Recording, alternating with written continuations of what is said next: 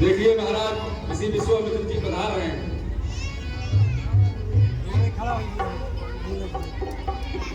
हे ऋषिराज, जनक करता है प्रणाम आपको। ईश्वर बढ़ाए तुम्हारे यश और प्रताप को राजन।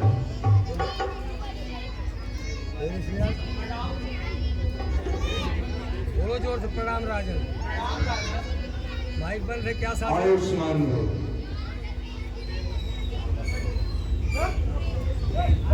हे ऋषिराज, यह आसन आपके लिए बनाया गया है। राजपुत्रों सहित बैठकर धनुष यज्ञ की शोभा को बढ़ाएं। क्योंकि ये सभी आसनों से उच्च आसन है। क्योंकि यह आसन सभी आसनों से उच्च आसन है। सब मंचन पे मंदिर के सुंदर विशद दिशा समेत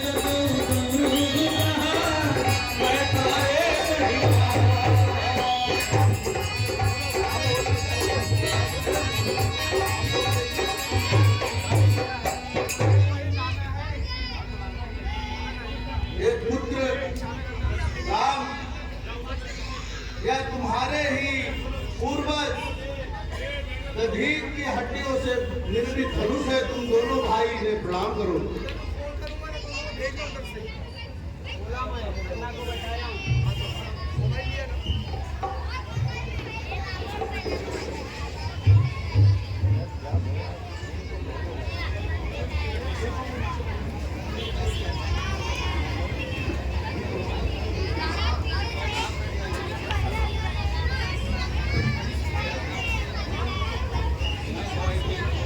बोलिए राम लक्ष्मण बैठो जाके एक साथ।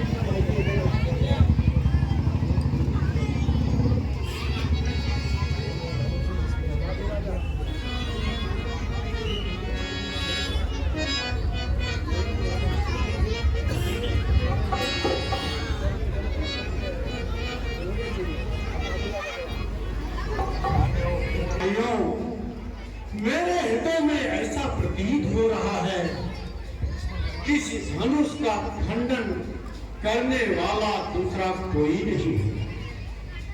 श्री राम के सिवा इस धनुष का खंडन कोई नहीं करेगा, क्योंकि यहाँ पर धनुष प्रतिज्ञा के साथ साथ स्वयंवर की रचना की गई है। तो मेरा विचार है कि सभी राजा अपने अपने भवन को प्रस्थान करें।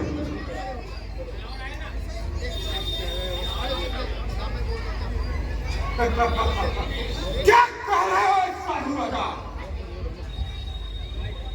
वह तो यह धनुषंकर का बड़ी रोक कहा हुए बिग माई गौरी करे तीन पैगंबर हमारे सहाय करे सब पाई।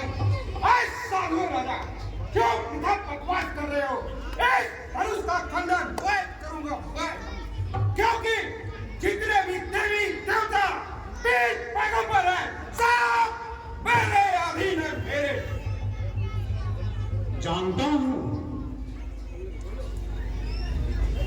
अगर कोई दूसरा भी धनुष का खंडन करता है तो सीता का विवाह उससे होना कठिन है। जानता हूं दुष्ट राजा। अरे माइक जरा ऊपर कर दो यार रामा, थोड़ा जैसे तुम्हारी बात है और वैसा घर का ठाट नहीं। घर में बुढ़िया ठंड से मरती और ओढ़ने को टाट नहीं। अरे दुष्ट राजा, मैं तुम्हारी सारी परिस्थिति जानता हूँ, वृथा बकवास क्यों कर रहे हो? अरे श्री रामचंद्र जी सारे राजा के घमंड को चूर चूर करके इस धनुष का खंडन करेंगे। अरे दशरथ के रणपाटों को युद्ध में जीतने वाला दूसरा कौन हो सकता है? वृथा का गाल क्यों बजा रहे हो दुष्ट राजा? जिसके लड्डू देख धूप नहीं मिट जाती, ठीक उसी प्रकार तुम्हारी कल्पना करने से सीता का विवाह तुमसे नहीं हो। अपने मन से इस कुविचार को त्याग दो दुष्ट राजा, और राम को जगत पिता और सीता को जगत माता समझकर अपने जीवन को धन्य बनाओ दुष्ट राजा। क्या कह रहे हो साधु राजा? तुम राम को जगत पिता और सीता को जगत जननी मानो और चलो, मैं तुम्हारी तरफ पाया नहीं। दुनिया में को हाथ नहीं दिलाऊंगा, जिससे मैं लड़के हारूंगा। अरे नहीं मानेगा पापों से। क्या करोगे?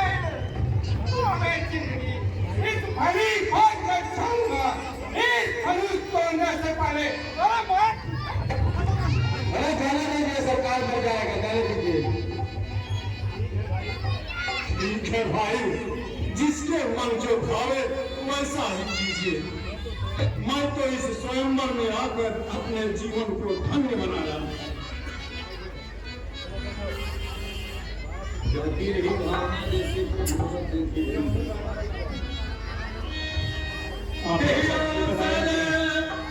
शांति बनाए रखें, शांति बनाए रखें, तभी मजा आएगा।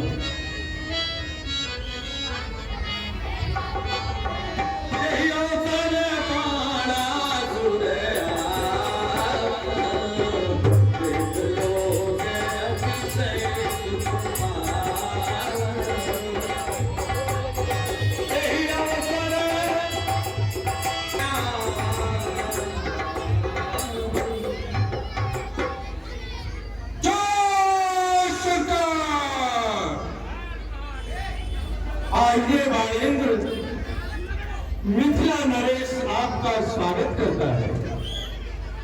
सदा की तारक रूप तुम, मिथिला धीपक ज्ञान, लखन एक रंग भूमि में मैं हूँ इन बयान। हे राजा जनक, मैं यहाँ पर धनुष यज्ञ की रचना को देखने के लिए और सूरवीरों से मिलने के लिए आया हूँ, न कि धनुष को तोड़ने की इच्छा से जनकपुर आया हूँ। वाणेंद्र, अभी तक सभा का आयोजन था, परंतु यहाँ पर कोई सभापति नहीं है। यदि आप उचित समझें तो स्वयंवर चलने तक आप इस पद को ग्रहण करें। महाराज जनक, यहाँ पर एक से बढ़कर अनेक भूपत और भूपाल बैठे हुए हैं, परंतु आपने मुझे इस योग्य समझा है तो आप निश्चिंत रहें। जब तक मैं इस सभा के मध्य में हूँ, तब तक किसी भी प्रकार की अशांति नहीं होने पाएगी, किसी भी प्रकार की अशांति नहीं होने पाएगी। एक दिन जिस उठान का चक्र जब चलाएगा तो बालासुर उस पर अपनी गदा बरसाएगा।